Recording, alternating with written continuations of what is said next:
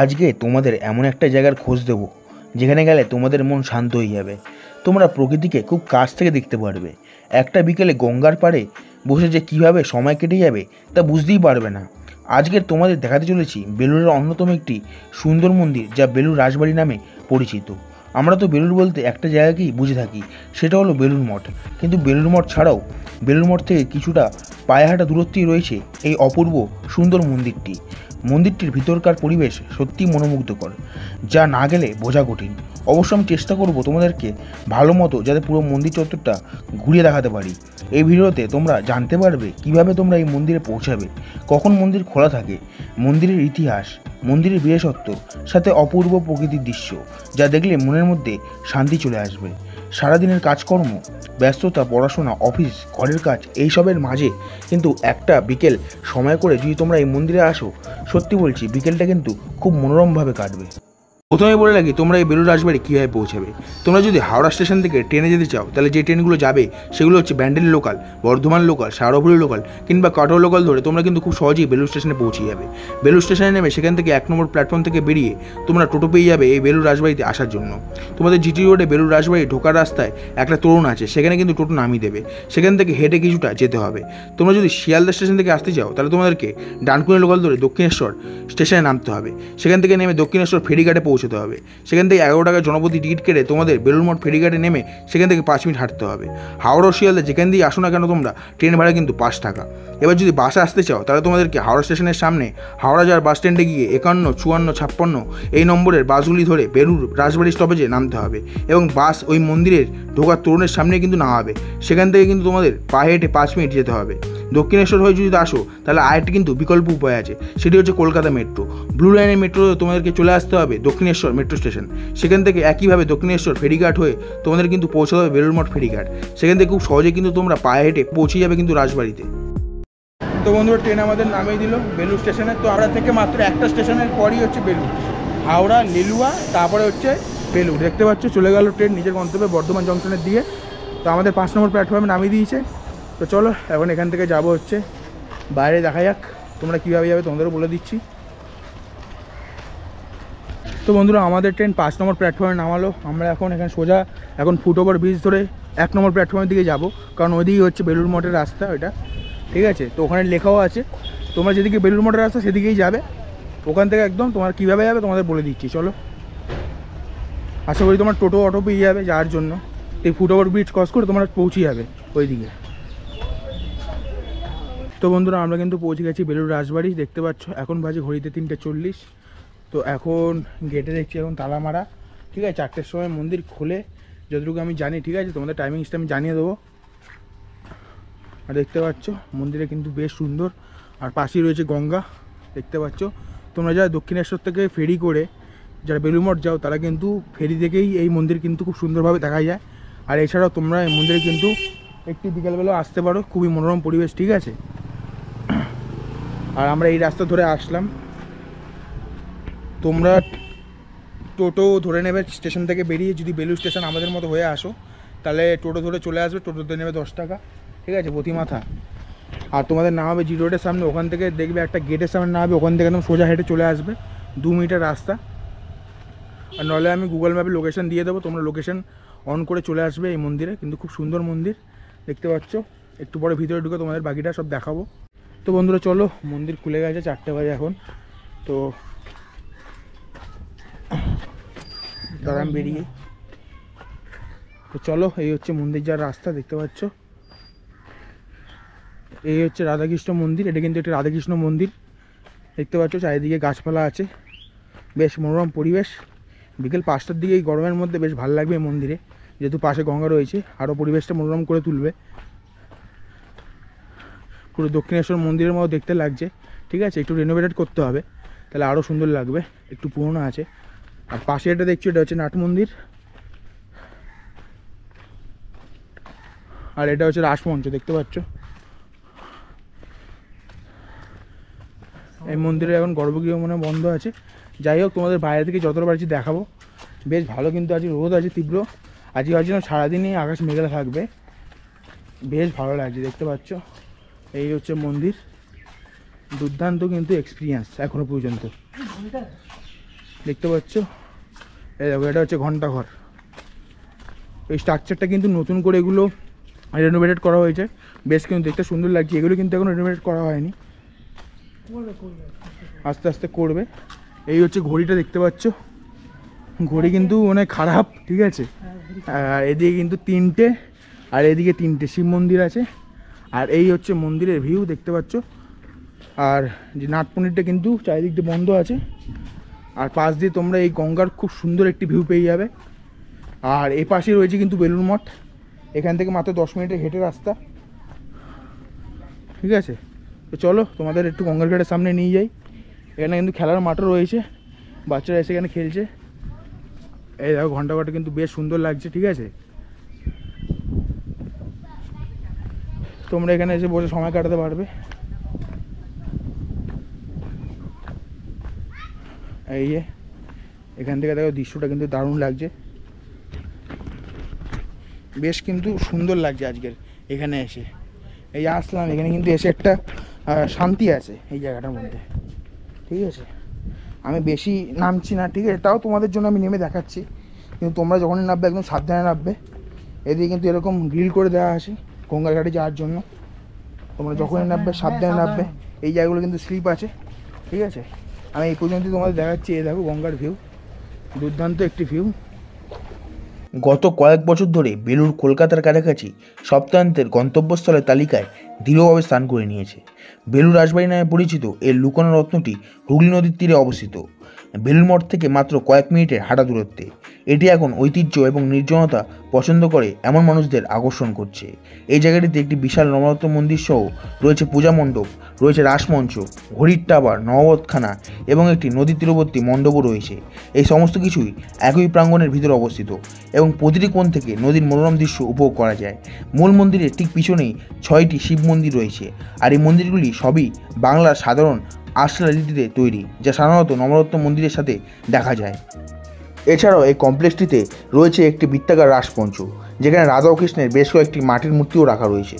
আর একটি ঘড়ির টাওয়ার রয়েছে এই মন্দিরে, যেটি 12টি স্তম্ভের উপর নির্মিত, যার উপরে সুন্দর পুরাণ নকশাও রয়েছে।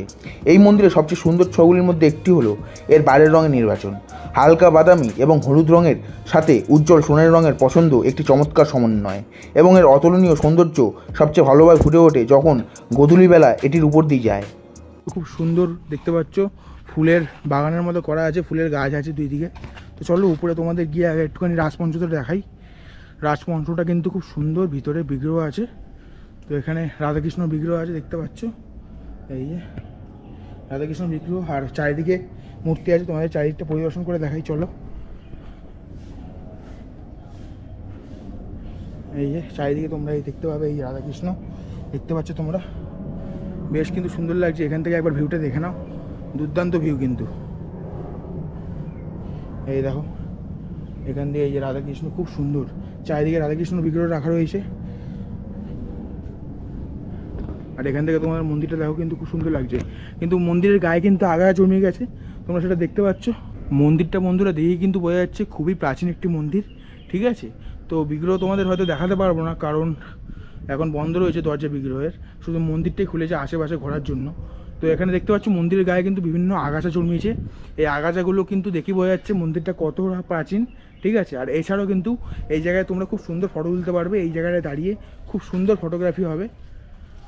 আর এই জায়গাটা কিন্তু খুবই শান্ত, শুধু রোদটা একটুখানি বেশি আছে। বিকালবেলা আসলে তোমাদের খারাপ লাগবে না, ভালোই লাগবে, ঠিক আছে। আর মন্দিরে কিন্তু শিব মন্দিরের দরজা নেই যাওয়ার মতো। তো এখান থেকে কিন্তু স্ট্রাকচারটা কিন্তু খুব সুন্দর লাগছে।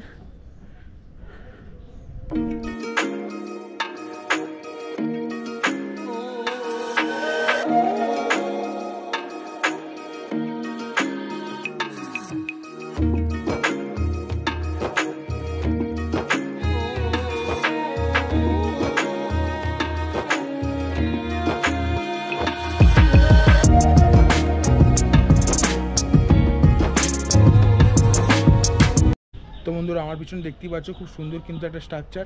তো তোমরা অবশ্যই একটি বিকেলবেলা যদি বেলুড় মঠ আসো, এই জায়গাটা আসার চেষ্টা করবে। খুবই একটি সুন্দর জায়গা, খুবই মনোরম পরিবেশ। এই জায়গাটা আসলে কিন্তু তোমরা কিন্তু খুব তোমাদের মনটা শান্ত হয়ে যাবে, দারুণ লাগবে দেখতে, ঠিক আছে। আমার যেটা হচ্ছে, আমার কিন্তু এই জায়গাটা একটা খুব সুন্দর একটা আমি ভাইব পাচ্ছি, পিছনের দিকটা যেহেতু ছায়া আছে, এই দিকটা ওই সাইডে কিন্তু রোদ আছে, ওর জন্য ওই জায়গাটা আমি যাচ্ছি না। এই জায়গাটায় তোমাদের দেখাচ্ছি, এই জায়গাটা কিন্তু ছায়া আছে আর বেশ কিন্তু ভালো লাগছে। ওয়েদারটা যদি মনোরম থাকে শীতকালে, কিন্তু তোমরা যদি একবেলা ঘুরতে আসতে চাও বা এখনও আসতে চাও, তোমরা আসতে পারো, বিকেলবেলার দিকে আসো, তোমরা ভালোভাবে সময় কাটাতে পারবে। দেখতে পাচ্ছ এখান থেকে একটা ফেরি পারাপার হচ্ছে, এই ফেরিটা বেলুড় মঠ থেকে দক্ষিণেশ্বর যাচ্ছে এখন।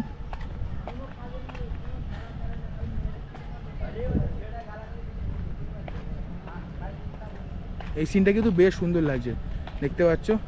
এই যে বললাম না তোমাদের, মানে লঞ্চ থেকে খুব সুন্দর ভিউ পাওয়া যাবে। তো বন্ধুরা এখন দেখতেই পাচ্ছ পড়ন্ত বিকালে, এখন ঘড়িতে কটা বাজে, ঘড়িতে বলছি তোমাদের দেখে কটা বাজে। এখন মন্দিরের একদম সামনে দাঁড়িয়ে আছি আমরা, 4:42 বাজে। তো আমরা ঢুকেছিলাম 4টের সময়। তোমাদের ওই ধরে চলো 1 ঘন্টার মতো সময় নিয়ে আসবে মন্দিরে আসলে। চারিদিকে ঘুরে দেখতে পাচ্ছ, চারিদিকে সবুজে সবুজ এই দিকটা, আর এইদিকে কিন্তু খুব সুন্দর রাসমঞ্চ। আর ওইদিকে খুব মানে ঘড়িটা এত ফটোজেনিক ওই জায়গাটা কিন্তু অনেক ফটো তুললাম আমরা। আর যদি আমার ফটোগুলো যদি দেখতে হয় তাহলে অবশ্যই আমাকে ফলো করে দাও, আমার ইনস্টাগ্রাম অ্যাকাউন্ট ফেরারি মন, অবশ্যই ফলো করে দাও। আর পিছনে দেখতে পাচ্ছ রাধাকৃষ্ণ মন্দির বেলুড়ের, অসাধারণ কিন্তু একটা মন্দির, সুন্দর প্রাচীন হলেও কিন্তু মানে দক্ষিণেশ্বরের কিন্তু একটা ছোঁয়া কিন্তু এই মন্দিরের মধ্যে আছে, ঠিক আছে। যেহেতু দক্ষিণেশ্বরের পুরো স্ট্রাকচারে তৈরি, দেখতে পাচ্ছ দক্ষিণেশ্বর মন্দির যদিও এর থেকে অনেক বড়, কিন্তু তাও স্ট্রাকচারটা কিন্তু একই। আচ্ছা, তোমাদের যদি আসার সময় টোটো থেকে নেমে যদি রাস্তা বুঝতে সমস্যা হয় তাহলে অবশ্যই তোমরা গুগল ম্যাপে সাহায্য নিতে পারো। ওখান থেকে তোমরা লোকেশন মারলে যেখানে টোটো তোমাদের না হবে সেখান থেকে মাত্র 5 মিনিটও কিন্তু লাগবে না হেঁটে আসতে এই মন্দিরে। আর অবশ্যই টাইমিংটা কিন্তু বিকেলবেলা, এই বেলা খোলে কিন্তু 4টের সময়, সেটা তোমাদের বলে রাখলাম। আর বাকি টাইমিংটা আমি ডেসক্রিপশনে দিয়ে দেবো, না আমি ভিডিওতে বলে দেবো। তো তোমরা শেষ পর্যন্ত একদম ভিডিওটা দেখবে। আর এই মন্দিরটা যদি এইটাও রেনোভেটেড করা হয়ে যায় কিন্তু দুর্দান্ত লাগবে এই মেন মন্দিরটা। আর রাসমঞ্চ, তারপর নাট মন্দিরটা তোমাদের দেখাবো, কিন্তু নাট মন্দিরে দেখার মতো কিছু নেই। তো বন্ধুরা এই হচ্ছে মেন মন্দির, আর পাশেই রয়েছে নাট মন্দির। নাট মন্দিরের ভিতরে সেরকম কিছু দেখার মতো নেই, ভাঙাচোরা অবস্থায়, ঠিক আছে, রেনোভেটেড হয়নি এখনও মেন মন্দিরের মতনই। আর মেন মন্দিরের ভিতরে কিন্তু বিগ্রহের ছবি তোলা কিন্তু একদম নিষিদ্ধ। তো তোমরা আসলে অবশ্যই বিগ্রহের ছবি তুলবে না, বাইরে থেকেই ছবি তোলা, যা ছবি তোলা তুলবে। তো বন্ধুরা আমরা এখন যাচ্ছি বেলুড় মঠ ফেরির দিকে দক্ষিণেশ্বর যাওয়ার জন্য, ওখান থেকে আবার ট্রেন ধরবো। তো বেলুড় মঠ ফেরি যেহেতু যাচ্ছি তাই ভাবলাম বেলুড় মঠে দেখেই যাই, ঠিক আছে। এখানে কোনো বেলুড় মঠে আমি ব্লগ দেখাচ্ছি না, হালকা জাস্ট বেলুড় মঠটা একটুখানি তোমাদের দেখিয়ে দেবো, যেহেতু এখান থেকে যাচ্ছি, ঠিক আছে। আজকে দেখতেই পাচ্ছি এত গরমে মানুষের ভিড় ভালোই রয়েছে কিন্তু বেলুড় মঠে। বেলুড় মঠ একটা এমন জায়গা যেখানে কিন্তু মন শান্ত হয়ে যায় এবং খুবই মনোরম পরিবেশ। আর বেলুড় রাজবাড়িও কিন্তু খুব ভালো জায়গা, কিন্তু ওই জায়গাটা জনস্বার্থে অতটা প্রচারিত না, যেটা বেলুড় মঠটা খুব ফেমাস সেই জিনিসটা না, ওর জন্য বেলুড় মঠে দেখতে পাচ্ছি এত ভিড়।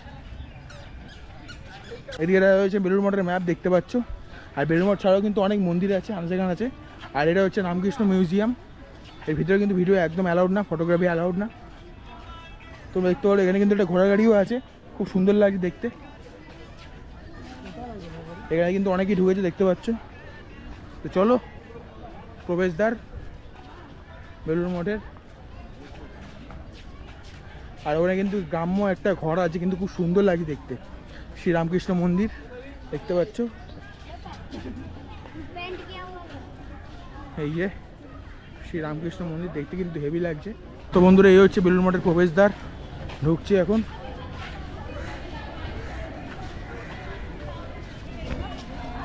তো বন্ধুরা দেখতে পাচ্ছ এখানে হচ্ছে শ্রীরামকৃষ্ণ বিবেকানন্দ বা বেদান্ত লিটারেচার, এখানে তোমরা বই কিনতে পারো বিভিন্ন, এটা বেলুড় মঠ রিলেটেড যে বইগুলো তোমরা এখানে পেয়ে যাবে, ঠিক আছে। আর এই হচ্ছে বেলুড় মঠ।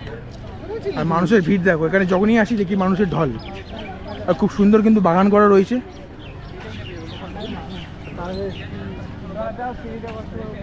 বেলুড় মঠের ভিতরে কিন্তু ফটোগ্রাফি একদম অ্যালাউড না, বাইরে দিয়ে তোমরা যা তোলা তুলতে পারো।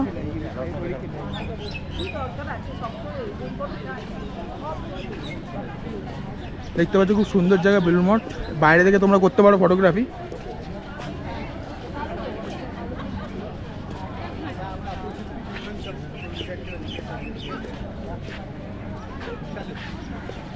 দেখতে পাচ্ছ কিন্তু দারুণ লাগছে জায়গাটা।